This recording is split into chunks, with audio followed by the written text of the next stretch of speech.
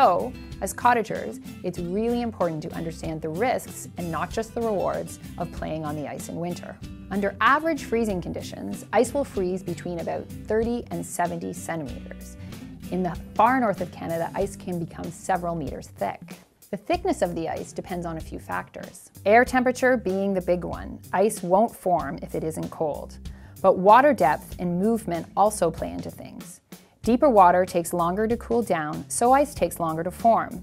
And water bodies with wind or currents have less ice, regardless of air temperature.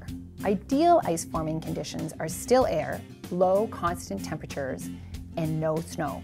A layer of snow insulates the lake and keeps ice from thickening. The Canadian Red Cross recommends different thicknesses for different activities. 15 centimeters for walking or skating, but a bit thicker, 20 centimeters, if you're playing in a group, hockey for example. Snowmobiling needs about 25 centimeters. How to tell if the ice is strong enough for what you want to do? Its color is a clue to strength. Clear dark blue ice is the strongest, and white or snowy ice is about half as strong. Gray ice is unsafe and should be avoided.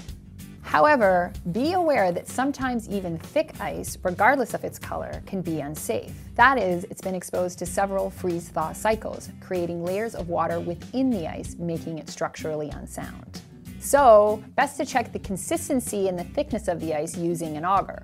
If you do that, be sure to mark even the smallest hole to prevent any accidents. Lastly, my best advice. Check with local authorities before venturing out onto the ice. They will know the local conditions better than anyone.